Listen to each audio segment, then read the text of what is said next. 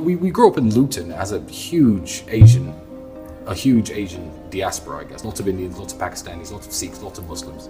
And these people work as a team. It's one of the reasons they outcompete British people, native British people, in almost every single metric. And we knew a guy named Bali. I hope Andrew hasn't told you this. So he was a lawyer, probably £50,000 a year. And he drove a £400,000 Ferrari, I think £400,000 Ferrari, and a £500,000 Rolls Royce sometimes. And we were saying, like, do you think Bali's a drug dealer? What do you think he's up to? Me and Andrew at the time, had quite a close brotherhood.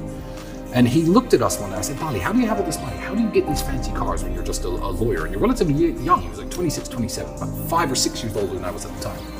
And Bali's exact answer was, I remember he said, you white people are stupid. Now, I'm mixed race. He wasn't talking of anything racial. He was talking about, I guess, native British people.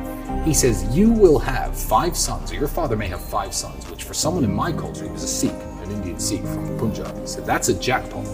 And this Englishman's 5 sons will all move out of the family home. They'll pay 5 rents, probably to people like me. They'll take 5 different student debts out, go out 5 different career paths. They'll set up. They'll get 5 different mortgages, marry 5 different women, and never see each other again. You see, my father had 5 sons.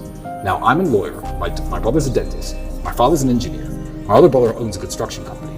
And every single skill set that they needed to flourish was within the household. So we all live in the family home. We pool our resources. Our women work together and prepare food for us. We work, and every time that we have new children, or the family is expanded, we just expand the house. My brother owns a construction company, and that way, as a group, we have 3 Toyotas, 1 Ferrari, and 1 Rolls Royce, and we can all use them anytime we like.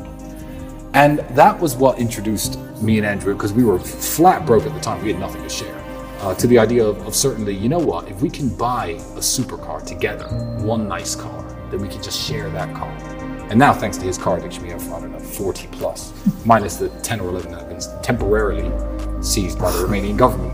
But yeah, it introduced us, I guess, to the concept of pooling your resources and sharing. And you know what? He's 100% right. That is a lesson you can learn from the Indians, from the Pakistanis, because it's benefited us massively.